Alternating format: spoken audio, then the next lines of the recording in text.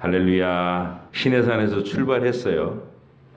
바란 광야에 주님이 구름이 멈췄어요. 거기서 잠시 머무는 거죠.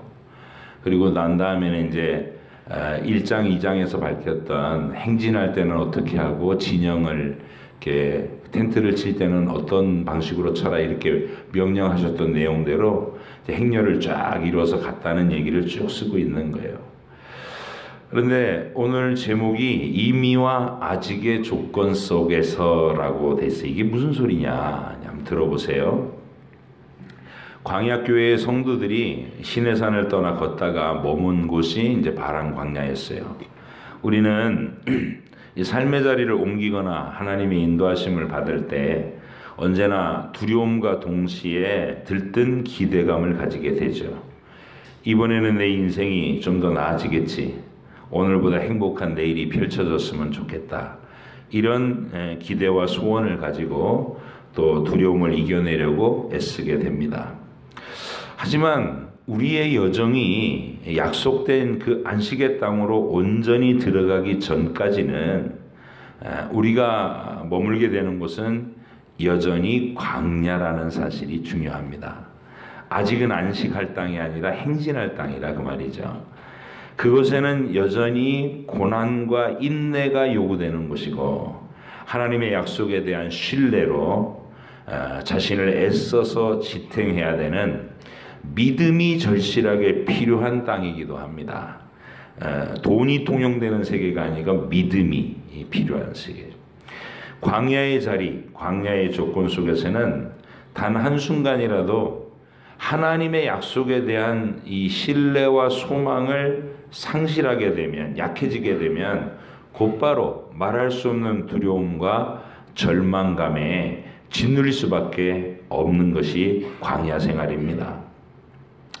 애굽에서 탈출해서 시내산으로 왔었고 1년여 동안 하나님의 말씀으로 교육을 마친 후에 이제 주의 명령을 따라 약속의 땅을 향하여 행진하기 시작했고 얼마 지나지 않아서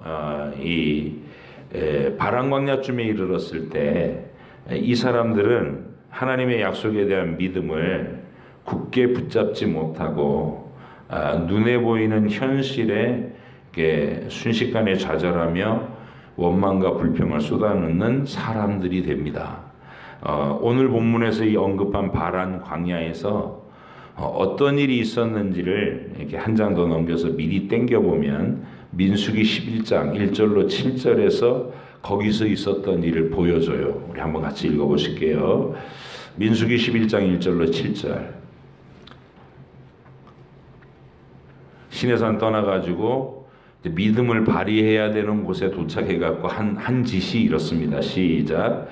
여호와께서 들으시기에 백성이 악한 말로 원망하매 여호와께서 들으시고 진노하사 여호와의 불을 그들 중에 붙여서 진영 끝을 사르게 하시매 백성이 모세에게 부르짖음으로 모세가 여호와께 기도하니 불이 꺼졌더라. 그곳 이름을 다베라라 불렀으니 이는 여호와의 불이 그들 중에 붙은 까닭이었더라. 그들 중에 섞여 사는 다른 인종들이 탐욕을 품음에 이스라엘 자손도 다시 울며 이르되 누가 우리에게 고기를 주어 먹게 하랴. 우리가 애굽에 있을 때에는 값없이 생선과 오이와 참외와 부추와 파와 마늘들을 먹은 것이 생각나거늘 이제는 우리의 기력이 다하여 이 만나 외에는 보이는 것이 아무것도 없도다 하니 만나는 가시와 같고 모양은 진주와 같은 것이라 했어요.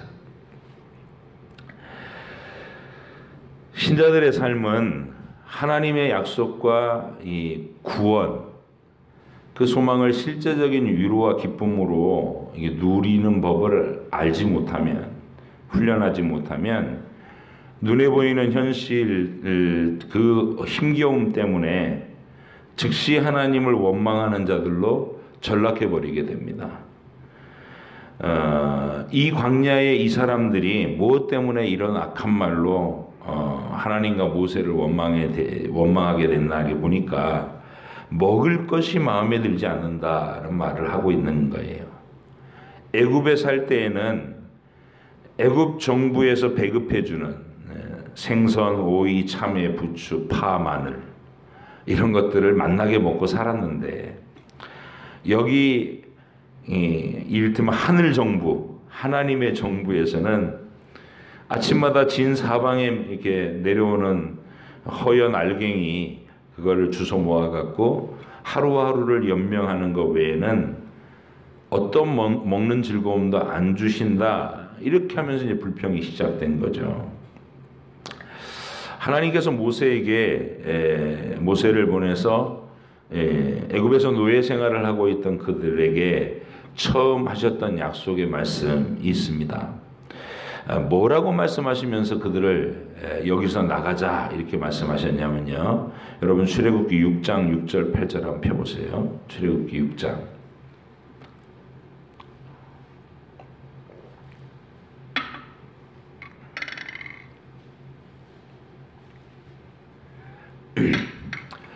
맛있는 거 많이 먹여줄게 이러고 데리고 나가신 건 아니고 출애굽기 6장 6절로 8절 6장 6절로 8절 시작. 그러므로 이스라엘 자손에게 말하기를 나는 여호와라. 내가 애굽 사람의 무거운 짐 밑에서 너희를 빼내며 그들의 노역에서 너희를 건지며 편팔과 여러 큰 심판들로서 너희를 속량하여 너희를 내 백성으로 삼고 나는 너희의 하나님이 되리니 나는 애굽 사람의 무거운 짐 밑에서 너희를 빼낸 너희의 하나님 여호와인 줄 너희가 알지라. 내가 아브라함과 이삭과 야곱에게 주기로 맹세한 땅으로 너희를 인도하고 그 땅을 너희에게 주어 기업을 삼게 하리라. 나는 여호와라 하셨다 하라. 애굽에서 처음 약속하신 말씀이 이 내용이라는 거예요. 이 약속에서 제일 중요한 부분이 어딜까요? 7절입니다. 너희를 내 백성으로 삼고 나는 너희 하나님이 되겠다. 이렇게 약속하신 거예요. 스스로 존재하시고 영원히 살아계시고 전능한 힘을 가지신 여호와 하나님께서 너희를 영원히 책임지는 사랑의 관계를 맺으시겠다. 그 뜻이에요. 사랑의 관계를 맺겠다. 그리고 거주할 땅도 주권도 없었던 그들에게 저 500년 전 아브라함 때부터 약속하셨던 복된 땅을 영토로 주시겠다고 약속하신 겁니다. 출애굽기 3장 17절에서는 이 땅을 젖과 꿀이 흐르는 땅이라 알려주셨고 신명기에서는 이 젖과 꿀이 흐른다는 말이 무슨 뜻인지도 알려주십니다. 그들이 하나님과의 사랑의 관계를 잘 이루어서 하나님의 모든 명령에 순종하면 땅이 모든 풍족한 산물들과 양식들을 공급하게 되는 그런 멋진 땅이라고 그 말을 이제 젖과 꿀이 흐르는 땅이다 이렇게 설명해 주신 겁니다.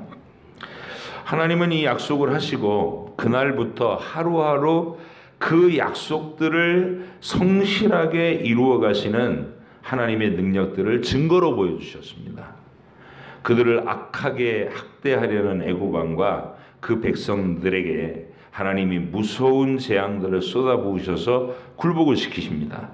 그리고 이스라엘 백성들에게는 아무런 피해도 입지 않도록 보호해 주시는 것으로 강력하게 증거를 삼아 주셨어요. 그리고 이제 애굽에서 막 벗어나서 하나님께서 그들을 인도하신 곳은 이런 곳이에요. 좌우에 절벽이 있고 앞에는 가로막는 바다가 있는 막다른 지점이었습니다. 그런 곳에 딱 들어가면 또 여자와 아이들이 다 섞여 있고 노인들도 잔뜩 섞여 있는 250만 명의 사람들이 거기 들어간 거예요. 애굽에 잘 훈련된 정예 부대가 공격해 오면 도망갈 곳이 없는 다 함께 몰살당할 수밖에 없었던 죽음의 장소로 하나님이 인도해 가신 겁니다. 애굽 왕은 그들이 도간에 든 쥐처럼 됐다고 이제 다 죽이겠다고 추격해 왔어요. 공포에 질려서 막 아우성을 치는 백성들에게 하나님께서 모세를 통해 하신 말씀은 이렇게 말씀하세요. 너희는 가만히 서서 여호와 하나님이 너희를 어떻게 구해내시는지 지켜보라 이렇게 말씀하셨어요. 그러니까 하나님의 계획이었다는 것이죠. 딱 죽을 수밖에 없는 상황 속에 다들 들어와서 진짜 공포를 느꼈는데 하나님이 어떻게 그들을 살 길을 여시고 그들을 구출해 내시는지를 눈으로 똑똑히 목격해라. 그게 홍해를 가르는 기적으로 일어난 일 다 알고 계신 내용입니다. 그날 밤 그들은 하나님의 위대한 구원을 목격하는 증인들이 됐습니다. 그리고 이제 홍해를 건너가지고 3일 정도 지나서 마라라는 곳에 도착했는데 그곳에서는 마실 물이 없었어요. 멀리서 봤을 때는 오아시스처럼 보이는 물이 있었는데 막상 도착해 보니까 물이 써서 먹을 수 없는 물이었다는 거예요. 그래서 막 사람들이 또 막 공포에 질리니까 또 이번에도 하나님 모세를 명령해서 나뭇가지를 베서 그곳에 던지게 하시니까 그 물이 마실 수 있는 물로 바꾸어 주셨습니다. 그리고 이제 한 달 보름 정도 지났어요. 약 45일 정도를 또 더 가니까 그때쯤에 애굽에서 가지고 나왔던 양식이 비상식량이 바닥이 났습니다. 그러니까 또 난리가 났죠. 괜히 나와서 광야에서 다 굶어 죽게 생겼다고 소리 지르면서 모세와 아론에게 극렬하게 항의하는 사람들이 있었습니다. 그리고 하나님께서는 그날부터 만나를 내리셔서 매일 성실하게 그들을 먹이시죠. 시내산에 도착할 때까지 그 모든 여정이 그랬어요. 그 지나온 시간들 자신들이 경험한 그 하루하루를 되짚어 보면 하나님은 처음에 하셨던 약속들을 성실하게 지키고 계신 것을 분명하게 알 수 있는 그런 여정이었습니다. 그리고 하나님께서 약속하신 대로 젖과 꿀이 흐르는 그 땅에 도착하면 저마다 자기 소유의 땅도 가질 수 있고 집도 짓고 농사도 지을 수 있다는 희망이 약속으로 주어져 있는 겁니다. 이게 하나님의 약속. 우리가 그 땅에 가면 내 소유의 땅이 생기고 집도 짓고 농사도 지을 수 있다. 이런 희망을 마음에 간직할 수 있었던 거예요. 그들은 다만 지금 잠시 그 약속의 땅으로 가기 위한 이 광야를 지나고 있을 뿐이었습니다.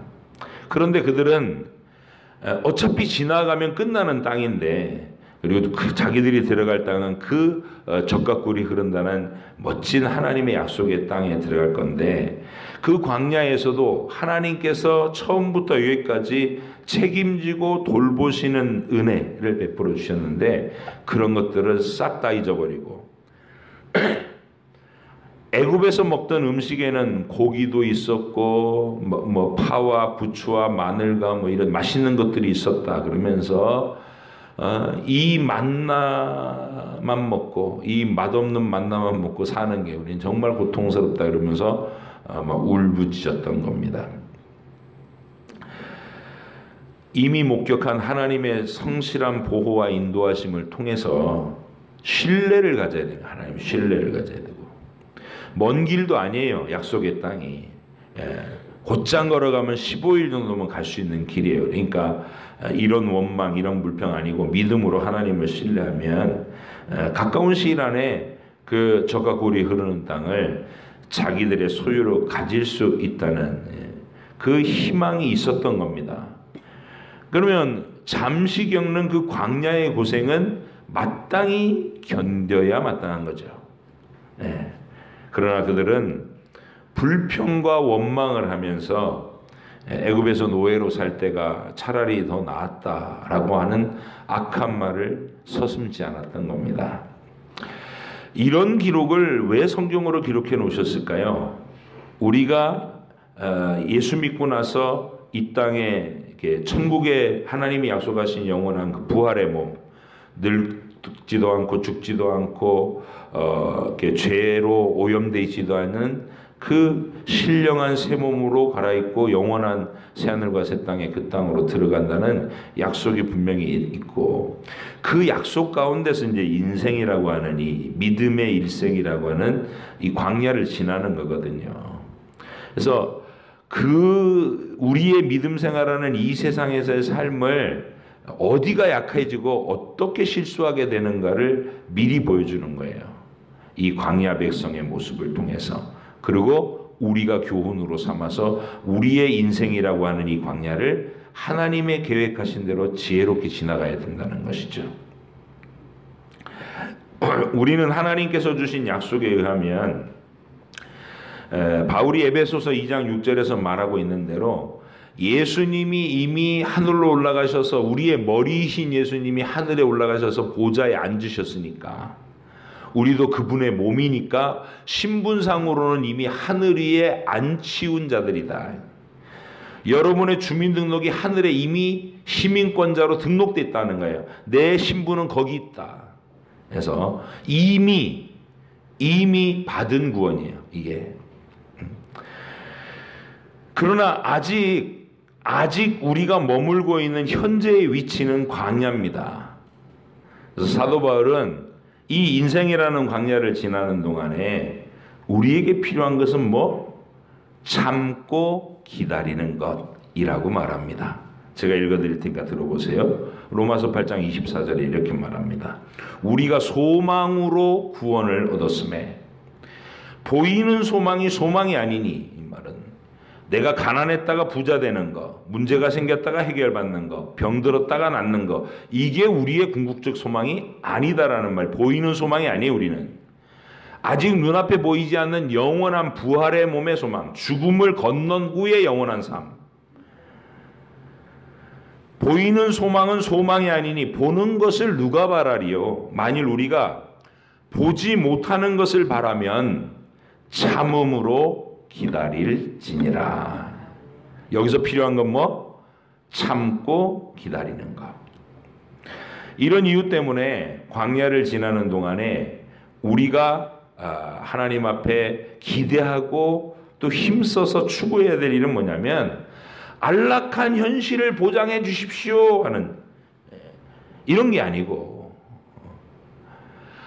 저 영원한 하늘나라를 상속받을 만한 믿음의 실력을 키우는 일에 이 광야 기간 동안 열정과 에너지를 쏟아야 된다는 거예요. 네.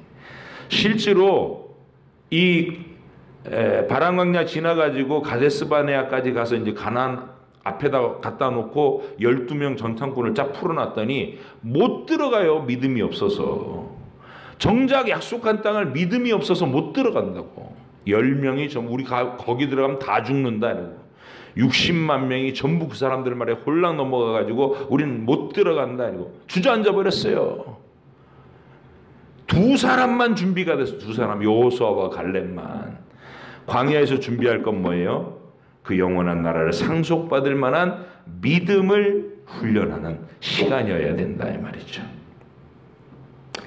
그래서 여러분 교회 생활을 하고 신앙생활을 하는 중에 여러분의 인생을 사시는 중에 우리에게 현실을 열심히 살아야죠. 근데 좋은 집, 좋은 차, 맛있는 것, 좋은 옷 이런 게 내 행복의 기준과 근거로 삼고 있다면 내가 하나님의 구원받은 성도라는 이름은 이미 얻었지만 아직 마음과 정신은 애굽의 노예 상태로 붙잡혀 있다는 증거입니다. 여기 바란 광야에 도착한 이 사람들처럼 애굽에 있었을 때가 더 좋아 이러면서 하나님이 주시는 이 만남 맛대가리도 없어 이러면서 그때 먹었던 게 더 낫다는 거예요. 하나님께서 누군가에게 믿음이라고 하는 하늘 보배를 그 마음속에 만들어 주시려고 할 때 우리 하나님이 어김없이 하시는 일이 있어요. 그게 뭐냐?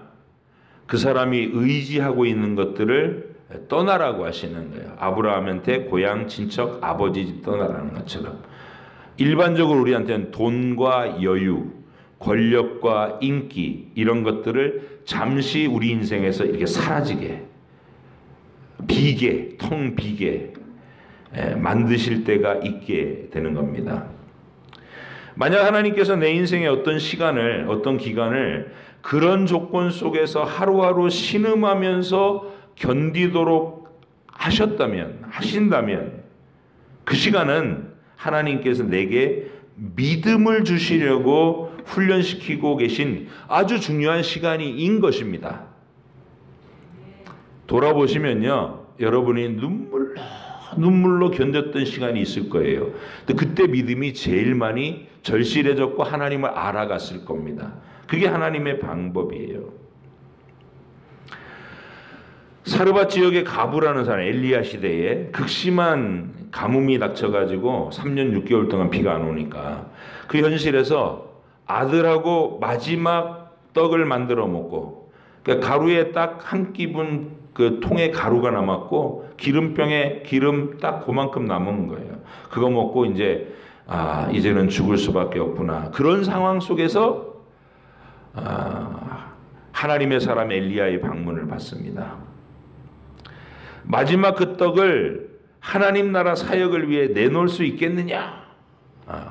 엘리야가 이게 내 아들하고 마지막 떡 먹고 이제 죽어야 됩니다. 그 얘기를 했는데도 엘리야가 먼저 나를 위해서 떡 만들고 그 다음에 그 순종하면 하나님이 너에게 가뭄 다 끝날 때까지 이 떡을 계속 만들어 먹을 수 있게 하실 거야. 이렇게 약속했는데 이제 그때 이 여인이 믿음을 발휘하는 거예요. 내가 먹고 살 마지막 떡을 하나님 나라의 사역자를 위한 헌금으로 그를 공개하는 양식으로 기꺼이 내놓고, 자, 과부는 믿음을 발휘했죠. 그런 시간인 거예요. 믿음을 발휘하는 시간. 하나님이 그 여인과 아들의 생명을 그 혹독한 3년 6개월간의 기근 내내 안전하게 지켜주신 기적의 체험자들이 되게 하십니다. 그리고 천국에서 영원히 기념될 믿음의 주인공들이 되게 하신 겁니다. 사르밧 과부. 잘 나가던 인생이 기근으로, 질병으로 이렇게 꺾여서 좌절하게 하신 것. 여러분의 인생에 그런 눈물겨운 시간이 있었을 거예요. 어떤 사람은 사업에 실패, 어떤 사람은 질병에 걸리고, 어떤 사람들은 가정이 깨지고, 이런 일들을 통해서 그 혹독한 현실의 비바람 속으로 막 몰려나갔을 때가 있었을 겁니다. 그 속에서 하나님은 믿음이라고 하는 하늘 보배를 그 현실의 안락함 대신 소유하게 해주시는 거예요. 네. 그 아름다운 이야기 속의 주인공들은 우리 우주와 만물의 주인이신 우리 주님께로부터 이름이 거론됩니다. 이 사르밧 과부 같은 사람이. 제가 읽어드릴게요. 누가복음 4장 25절 27절에 주님이 이렇게 말씀하십니다. 내가 참으로 너희에게 이르노니 엘리야 시대에 하늘이 3년 6개월간 닫히어 온 땅에 큰 흉년이 들었을 때에 이스라엘에 많은 과부가 있었으되 엘리야가 그중 한 사람에게도 보내심을 받지 않고 오직 시돈 땅에 있는 사렙다의 한 과부에게 뿐이었으며, 하나님이 그 과부의 간절한 믿음을 보셨다 그 말이죠. 또 선지자 엘리사 시대 때 이스라엘에 많은 나병 환자가 있었을 그 중에 한 사람도 깨끗함을 얻지 못하고 오직 수리아 사람 나만 한 사람뿐이었느니라. 사르밧 과부, 아람의 나만 장군, 두 사람이 영원히 기념될 하늘의 주인공들이 됐다는 거예요. 결론입니다. 위기의 광야에서 지금 혹시 두렵거나 슬프십니까? 그런 일들을 겪고 계십니까? 그렇다면 주께서 믿음이라고 하는 하늘 보화를 선물로 주시려고 하는 가장 중요한 순간이라는 것을 깨달으시기 바랍니다. 그럴 때일수록 더욱 간절하게 주를 바라보시고, 주께서 나에게 어떤 믿음을 요구하고 계신지 깊이 묵상하면 분명히 느껴지실 겁니다. 사르밧 과부가 마지막 떡 만들고 아들과 함께 이제 죽어야 되겠구나 했을 때 간절하게 그때도 하나님하고 우리를 불쌍히 여기서 기도했겠죠. 그때 주님이 그 기도 들으시고 엘리야 보내시는 것처럼 여러분의 눈물겨운 그 현실 속에서 신음하며 견딜 때 하나님께서 느끼시게 한다는, 알게 하신다는, 뭘 요구하시는지.